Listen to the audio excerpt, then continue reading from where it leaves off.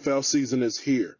Be sure to join Keep Pounding _TV Patreon for your exclusive Panthers content, including morning live streams Monday and Thursday at 9 a.m. to 11 a.m., monthly raffle giveaways, including exclusive content only on Patreon. We also have film study and breakdown of the upcoming opponent, membership shoutouts at the end of each episode. Be sure to get your package now. This video is brought to you by WinView Games. Watch, predict, win. A better way to watch live sports. By WinView. Watch real games on TV. Compete against real sports fans. Win real money. Only on WinViewGames.com. SeatGeek. For all your ticketed events, from sporting to concert outings, SeatGeek has you covered. They even conveniently color-coded each ticket on their website from amazing to worst, so you can easily know which are the best deals. SeatGeek, the smart way to buy. Save $20 off your next ticket purchase with the promo code.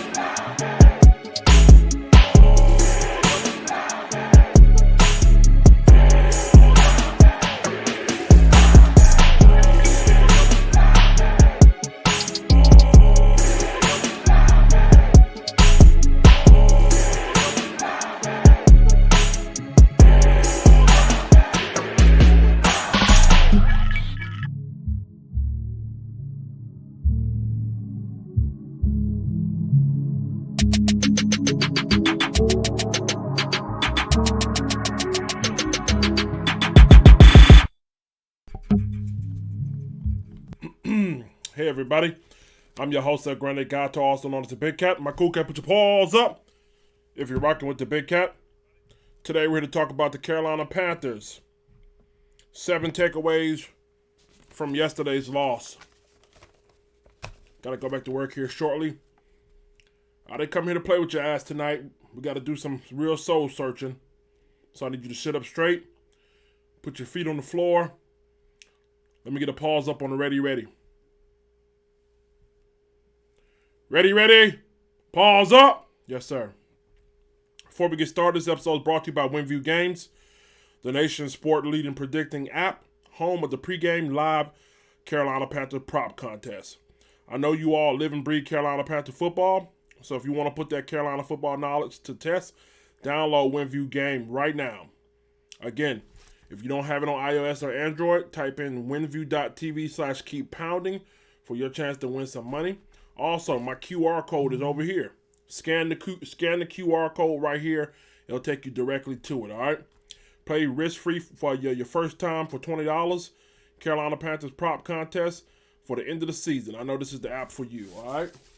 Again, you can play in Monday Night Football. You can play in Thursday night, Sunday, baseball, basketball. They have a lot of different things. Simply answer 8 questions, 8 to 10 questions about each game before it begins. Or you can play in quarter-long contests, all right, while you're watching the game. Take your viewing experience to the next level, all right? All right. That being said, I'm going to say rest in peace, 704 the GOAT. Wish we could have put it off for you yesterday. It didn't happen. God bless you, my brother. Miss you on this earth. Nothing like you, man. With that being said, I just want to go ahead and skip past, do you love the Carolina Panthers like I love the Carolina Panthers? I'm not going to do that. Do you love the Carolina Panthers like I love the Carolina Panthers? If you love the Carolina Panthers like I love the Carolina Panthers, put your paws up, all right? Now that we got that out the way, it's time to go to the internet. It's time for us to look at some things here. Yesterday was more of an indication of who we are as a team and how far or how ready we are for the big stage. Had nothing really to do with Dallas other than the fact that they were the measuring stick. I mean, them beating us, I mean, it looks good for them because we were 3-0, but it really don't really affect them. I mean, that's if they don't win any more games for the rest of the season, but they beat us, people still gonna say they're travel. So they're working on something down there. But for us, this was a milestone because we knew going into this game it was gonna be tough. And one thing I really want to focus on, let's take a look at some of these stats here. This team is good. This team is good. Our Carolina Panthers are good, but they're not great. They're not great. If I can't show you nothing but one stat today, tonight, whatever you want to call it, I want you to look at the third downs percentage up here. Let me zoom in for you. Third down efficiency. 4 of 13. Third downs on defense are critical for getting off the field. Third downs on offense is critical for keeping the ball moving. 4 of 13. If I give you 17 fucking tries to get off the field on third down or to keep the drive going, you only converted on 4 of them. Pressure bust pipe or pressure make diamond. Dallas did no better. They had 3 of 9.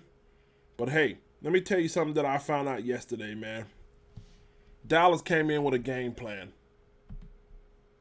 That game plan was to run it down your fucking throat and see how tough you are. They made a mockery of you. They wanted to see how tough you were. And that starts here. The first thing you need to take away is the Carolina Panthers defense is good, but they're not great. They're not great. Because they challenge you as a unit. And they challenge you as a run defense to step up. I told you what they were going to do. They were going to double team our tackles, make everybody else beat them. And that's what happened. They were turning niggas into pieces. They were flattening them out there in the interior. They came out on a mission. How do you know that, Big Cat? Well, let's take a look at something. 34 rushing attempts. 34 rushing attempts. Gave up 7.2 yards per carry. Can't happen. Can't win. Can't be elite. Can't be elite. Cannot be elite. And I'm going to say this, and I know a lot of you motherfuckers, I'm not calling you motherfuckers. I'm sorry. I don't want to do that tonight. I know a lot of you guys probably going to get pissed. But they're flying up the field, making sacks, in the pass rush. That's great. That's good. That's good. That's good when you can fly up and get a pass rush and you can spin up field and do all that. That's great. That's fantastic. That definitely helps out. But what have I always told you guys? When you run into a team who is run-oriented with a solid offensive line, Houston had the right goal. David Johnson said last week that we're going to run the ball down your throat. Houston had the right goal, but they had the wrong personnel. Houston was trying to do it, but they didn't have a quarterback. Nor do they have a decent running back. All those guys are washed. So flying upfield, making sacks, doing a spin-a-rooney and shit like that, that's great. I love it. But what happens when they take that out the game plan? What happens when they slow it down and make you play run defense? What happens when they make you get in the trenches, get in the muck? That's what I call it. What happens when they take away all your speed and they slow you down and make you play muck football? Make you slow your ass down and make you get in there and shed blocks. And yesterday, against a solid offensive line, solid running back, we couldn't handle it. Again, the first thing you need to take away is this defense is good, but not great. Jameis Winston victory, Zach Wilson, it's cool. It's cool too. Ain't gonna take nothing away from Houston. It's all right. So we're not ready to crown these guys. I mean, they do. Look, you live by the pass rush, you die by the pass rush, and we didn't get much of it yesterday. When you live by the pass rush, you die by the pass rush. This reminds me when I was in college at Mars Hill. Salute to Mars Hill College. When I was in college and they were playing D-line, I've never been the fastest defensive tackle, right? Okay? But they took me off the D-line. They put me on offensive line because I was really, really strong. But they had a defense, just flat-out guys, interior, from outside, running 4.6s, run 4.7, run 4.8. And I'm like, why are you doing that? Because when you play a Carson Newman, we played a Carson Newman who ran a fucking wing T, who ran a triple option, and I said, listen, that fine up the field shit looks good, but what happens when they wing T your ass to death and make you eat that shit and you gotta shed off double teams? And that's what happened yesterday for us. So, hey, it is what it is here, man. I do think we're gonna feast off of teams like the Falcons, who don't have a real run game, maybe even the Eagles. But in the playoff, that was playoff football yesterday. Slow the game down, control the clock, punch it down your fucking throat. We're not ready to call ourselves an elite defense. That's the first takeaway, all right? Again, 7.2 a clip, 245 yards rushing. We went 4 for 13 on third down. Again, out of 17 tries, we only converted 4. Back to the penalties again. Had 6 penalties for 32 yards. Can't beat ourselves there. Also had 2 turnovers. The crazy shit about this is we had more time possession than they did. 33 minutes and 36 seconds. They had 26 minutes and 24 seconds. All right. Let's go on here to the stat line right here, man. I'm a little hot here. I'm trying to keep calm. I want to get this out the way so we can just move on to Philadelphia. The next thing I want you guys to take away is DJ Moore is the truth. DJ Moore had 8 receptions, 113 yards, 2 touchdowns, targeted 12 times. It's time to give him his credit. One of my biggest issues with DJ Moore last year, and matter of fact, his whole career was he wasn't finding the end zone. But it seems like all that has changed since Sam Darnold came around. And I'm really, really proud of him, man. He's a real soldier, real trooper here. I mean, he's finally with a quarterback that can deliver, the ball to him in stride, on time, and allow him to do what he do. He's so talented as a receiver. And if the NFL doesn't respect that by now, I know it's 3 weeks in, but we've been seeing it for the last 2-3 years here, then it's time for you guys to take notice. Fuck Travion Diggs. He didn't do shit. He got 2 garbage time interceptions. Like Matt Rule said, it was just, one of them things. One of them things, He made Travion Diggs his hoe. He did him dirty. 2 touchdowns, 113 yards. DJ Moore's the truth. He is a all-pro receiver. He belongs to be up there with D-Hop. That's right. Justin Jefferson, Devontae Adams. He deserves to be up there because he's that damn good, all right? That's my second takeaway from yesterday. Next, my third takeaway is Sam Darnold is the truth. I'm so disappointed in you as fans. You as fans are so ungrateful, man. You don't deserve. You know what? Some of you guys just don't deserve to even root for this team. I heard people blaming him for the loss. I heard people saying bring back Cam Newton. What are you talking about? 26 to 39, 301 yards, 2 touchdowns, 2 interceptions. He was sacked 5 times. 5 times. He's a fiery, competitive guy. Listen, I said it before and I make no apologies about it. I'm not drunk. I'm not drunk tonight. I'll say it again to you. He's going to be better than Cam Newton when it's all said and done, as far as his career impact on the Carolina Panthers. We might even be hosting a fucking Lombardi trophy fucking around with Sam Darnold. So, I mean, whether you like that or not, whether you think it's biased or not, it is what it is. But Sam Darnold's here to stay. He's my quarterback. He's your quarterback. Get over it. Played an exceptionally well game. Those mistakes that he made far as interceptions, because he was trying to drag our sorry asses back when we couldn't fucking protect him. So if you want to hate on him because he made a mistake because he's getting punched in his mouth, then you don't know shit about football and you don't deserve to root for this team. But he's here to stay. So get over it, buy you a jersey, buy you some memorabilia with his name on it, and shut the fuck up. Phenomenal game yesterday. Proud to call him my quarterback, my soldier, my king, our king. Sick of you motherfuckers. Sorry about that. I didn't want to do that tonight. Next up here. Next takeaway is Robbie Anderson. There's something going on with Robbie Anderson here, y'all. Not sure exactly what it is here. If you look at Robbie Anderson's stat line, 5 receptions, 46 yards. He was targeted 11 times. Yeah, he was targeted 11 times here. Didn't necessarily make the most of it here. I'm not sure what's going on here.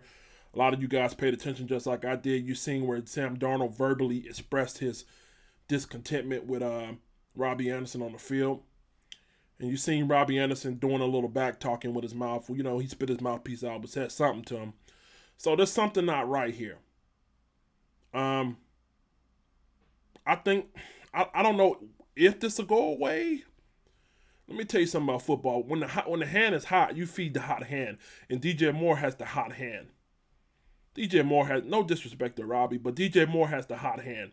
You don't go away from the hot hand because you want to please somebody else in the stat book. Me personally, I can give a fuck less to Robbie catch no catches. If DJ Moore going out there putting 2 touchdowns, 113 yards a game, if you want to be honest about it.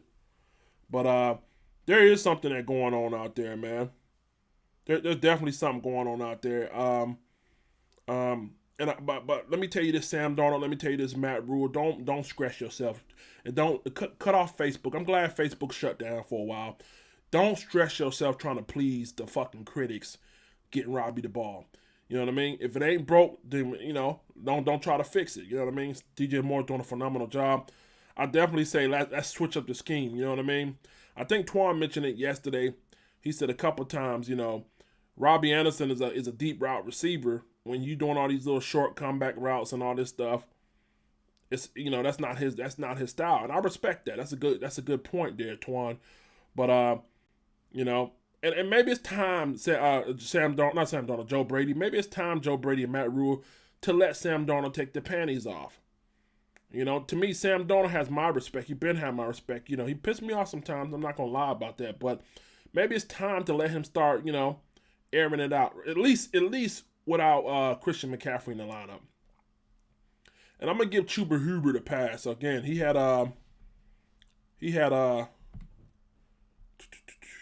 13 carries, 57 yards, 14 yard was his longest. I think he averaged 4.4 yards per carry. I'm gonna give him a pass. That offensive line wasn't doing much of shit yesterday, but my point is this right here.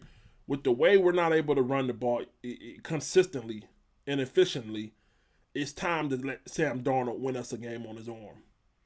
I get the whole balance thing, and early in the game, the play action was there for a couple plays, but it got to the point, Joe Brady, to where them niggas just start stacking the box. They didn't give a fuck about Chuba Hubbard. They didn't give a fuck about Chuba Hubbard. So, listen, while CMC's out and he's playing with his hamstring, whatever the fuck he's doing, no disrespect, it is what it is. But it's time to look, Sam Darnold. You remember on Lion King when they held Simba up? It's the circle. It's time to look. Sam Darnold is held up. Let him air it out. I have faith in Sam, and Sam we trust. So, yeah, so that's my other point. Robbie Anderson does have something going on. Chuba Huber does get a pass from me right now.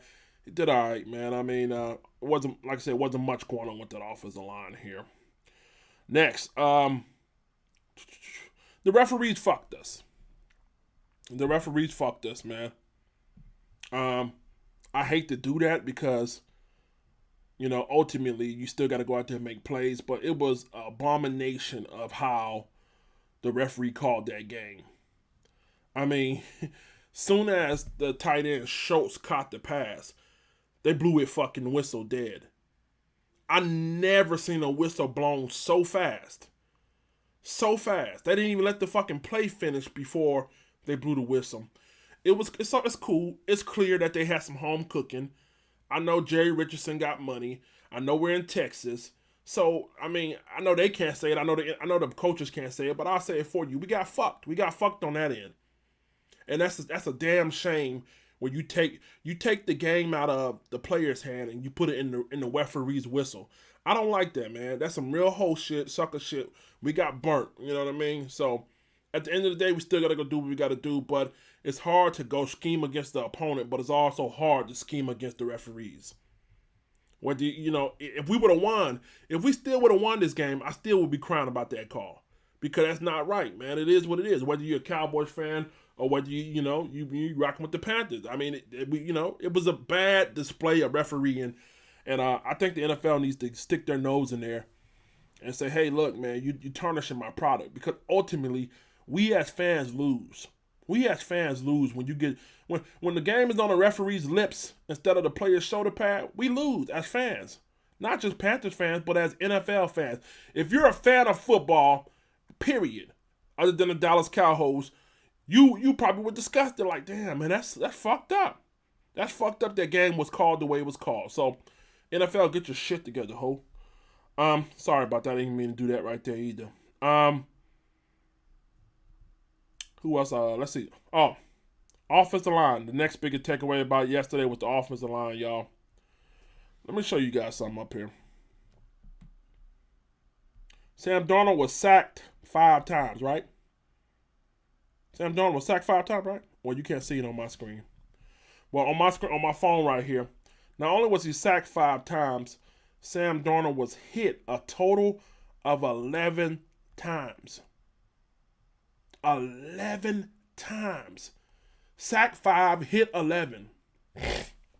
Let me tell you something, okay? Because a lot of you guys don't feel where I'm coming from. You think I'm biased because I got my Sam Darnold jersey and I love Sam Darnold. I do. But let me tell you something. A quarterback is like your wife. Okay? So if you're married, if you're not married, sit back and just be quiet and listen to my analogy. Okay? A quarterback is like your wife. You love her. You believe in her. You want her to stay the rest of your life. You're in it to win it. You're committed for the long term. All right?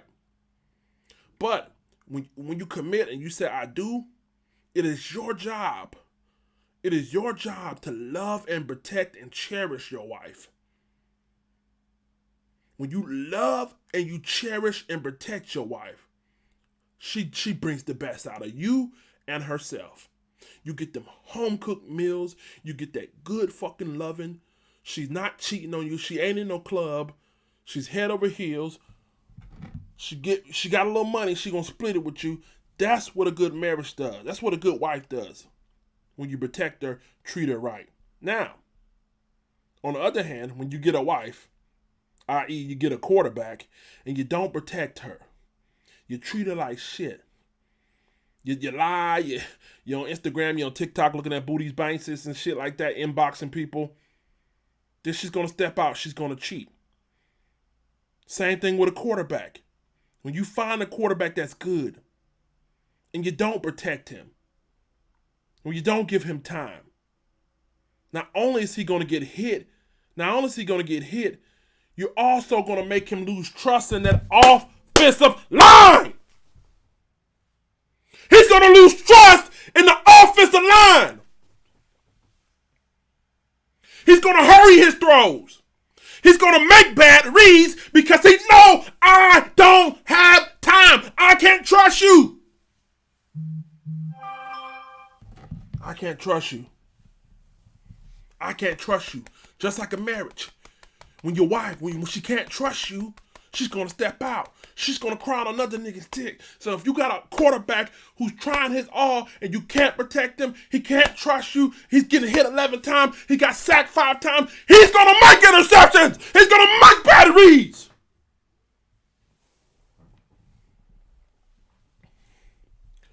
Y'all ain't trying to hit it though. I'm a big cat, the stupid nigga. Don't listen to me. So this offensive line, listen, Matt Rule, Joe Brady. Let me listen to you. Let me learn you something. Let me learn you something real quick though. Let me learn you. When you make an investment into a quarterback, you make an investment to the offensive line. Enough of this discount shit with these guys who had former overall first round picks and Cam Irvin and F-Line and guys who just stop. I mean, let me ask you this, Matt Rule. I know you got money. I know you's a rich nigga. Okay, I'm one day. I know you probably drive let me see. A guy of your nostalgia, you probably drive a Ford Fiesta, all right? So you got your real cool, expensive Ford Fiesta, right? Are you gonna go to Dollar General to buy some tires for your Ford Fiesta, huh? Hell nah. Why not though? You can save money. It can ride on it. You're going to take your Ford Fiesta to the Ford dealer and you're going to go get you some nice $500 thick-ass Bridgestone tires, right? Right. Stop going to Dollar General putting these cheap-ass fucking offensive linemen around your quarterback. Sam has proven so many haters already wrong in the first 4 games, and if Sam Darnold can get just a little bit of protection, you're looking at an MVP. Sam Darnold is the MVP quarterback. And I got to give you guys, and I got to give Scott Fitter, I got to give you guys your credit because you've seen it before all of us, before I was even on the bandwagon. So, obviously, you know y'all shit, but come on, dog. Come on. How many more games can we take? How many more games? Listen, pray to God, thank God that Sam Darnold was able to fucking get back up from some of these hits. Lord Jesus. I thank God he was able to get back up from some of them hits. But at the end of the fucking day, you know, I mean, it's like you playing Russian roulette. You know? It's like you playing Russian roulette, man. I mean, you can keep saying that John Miller and F-Line and all this shit is going to be the future and it's going to protect them. You know, and then eventually it's going to happen. I don't want to jinx nothing. I don't want to jinx nothing, but it is what it is. I don't know, man. So let's please, man, make the trade. Trade deadline coming up. Do what you got to do. But we cannot sit here and mortgage our future on dollar store offensive linemen, but we got a fucking diamond of a quarterback here. I'm frustrated, y'all. I knew we were going into this game, you know? And Sam Darnold's just that good to where he can stand in there and he can make plays. And as much as you guys try to say I don't like Cam Newton, I love Cam Newton. Best quarterback in our history, but, you know, he got burnt out because he was trying to do it all. They were forcing him to do it all. So, you know, I don't know. Either you want to go down this path again where we start off hot, we go 7-1, 6-1, 5-1, and then we flame out at the end, or do you want to go get some fucking help? That's all I gotta say about it. We need some fucking help. And one more, man. I gotta get out of here, man. My coworker just hit me up. We seen Matt Rule's a good coach, man. We seen Matt Rule good coach, but I seen him revert back. Again, we're not ready for the big stage. Another takeaway there. We're not quite ready for the big stage. We need to do some more fine tuning. I seen Matt Rule again back to chain smoking timeouts. Timeout. I seen a chain smoke timeout, and I seen him. I seen him again with the whole fucking. Did you see him put Morgan Fox on the field? It gets to the point to where it's like, you know, your 1 year NFL experience, it starts to highlight, it starts to show. And I don't want to dog him out because he's a great fucking coach. But at times you can see the inexperience there. Another second half meltdown. We only played hard for one half. And I'm gonna say this, and I gotta get out of here. I got some work to do, y'all. I gotta say this right here.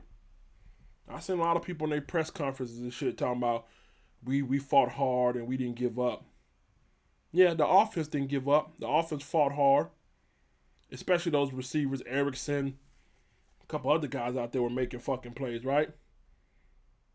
But how much of this defense was it that you didn't fight hard, or did the Cowboys take their foot off the pedal? Did the Cowboys take their foot off the pedal? And we just caught them while they were sleeping. So I don't even know if we even fought harder then. I think they took their foot off the pedal, and we caught them, and they said, "Oh shit, I better take off autopilot." So, but that offense fought hard. They fought to the end.